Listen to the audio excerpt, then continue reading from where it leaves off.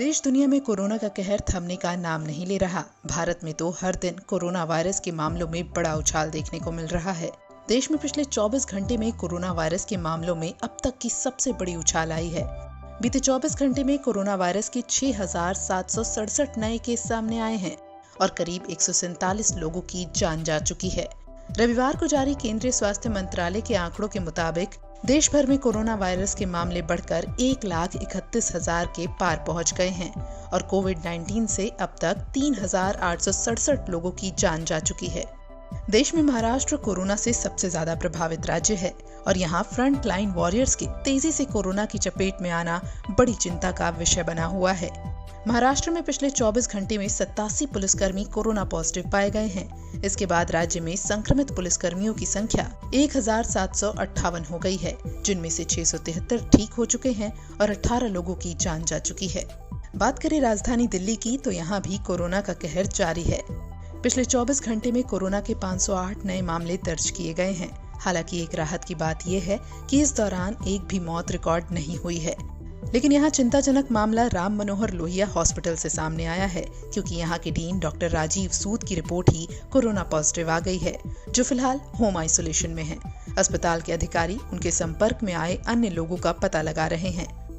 देश में बढ़ते कोरोना के मामलों के बीच देश को सामान्य स्थिति में लाने की भी कोशिश चल रही है। इसी के तहत देश में घरेलू उड़ानों की शुरुआत के साथ ही अब इंटरनेशनल फ्लाइट्स की सर्विस भी शुरू होने की सुगबुगाहटें हो रही हैं। ऐसे में केंद्रीय स्वास्थ्य और परिवार कल्याण मंत्रालय ने इंटरनेशनल फ्लाइट से आने वाले यात्रियों को लेकर नई गाइडलाइन जारी की है, जिसमें उन्हें 14 दिन तक क्वारंटाइन में रखने की शर्त को अनिवार्य बनाया गया है।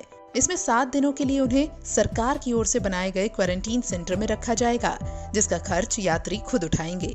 इसके बाद अगले 7 दिनों के लिए उन्हें घर पर होम आइसोलेशन में रहना होगा। बात करें घरेलू उड़ानों की गाइडलाइंस की तो मंत्रालय की ओर से कहा गया है कि कोरोना को लेकर क्वारंटाइन के नियम बनाने के लिए राज्य सरकारें स्वतंत्र हैं। देश कोरोना के खिलाफ जंग लड़ रहा है। इस बीच chief of defence staff general Bipin Rawat ने कोविड-19 महामारी से लड़ने के लिए बनाए गए पीएम केयर्स फंड में अगले 1 साल के लिए हर महीने अपने वेतन से 50,000 रुपए का दान देने की बात कही है। वैसे देश ही नहीं, दुनिया भर में कोरोना के खिलाफ जंग चल रही है, लेकिन इसके साथ साथ अमेरिका और चीन के बीच कोरोना को लेकर भी खींचतान जारी है। चीनी विदेश मंत्री वांग यी ने कहा है कि वायरस की उत्पत्ति को लेकर चीन को कलंकित करने और अफवाह फैलाने की अमेरिका की कोशिशें विफल हुई हैं। साथ ही उन्होंने आरोप लगाया कि अमेरिका चीन के साथ संबंधों को एक नए शीत युद्ध यानी कोल्ड वॉर की ओर ले जा रहा है। बता दें कि अमेरिका हमेशा से ही आरोप लगाता आया है कि कोरोना वायरस चीन के एक अति सुरक्षा वाले लैब से लीक हुआ है। इतना ही नहीं, चीन के विदेश मंत्री ने यह भी साफ कर दिया है कि चीन कोरोना वायरस के पैदा होने संबंधी अंतर्राष्ट्रीय जांच के लिए खुला है, लेकिन ये जांच राजनीतिक हस्तक्षेप से मुक्त होनी चाहिए।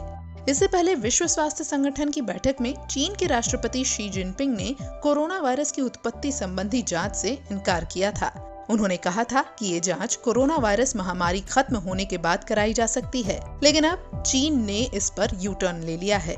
बता दें कि चीन के वुहान शहर से फैली इस महामारी ने दुनिया भर में अब तक 50 लाख से ज्यादा लोगों को अपना शिकार बनाया है, जिसमें से 3,30,000 के करीब लोगों की जान भी जा चुकी है। वहीं इस घातक कोरोना वायरस से दुनिया में सबसे ज्यादा प्रभावित अमेरिका ही है।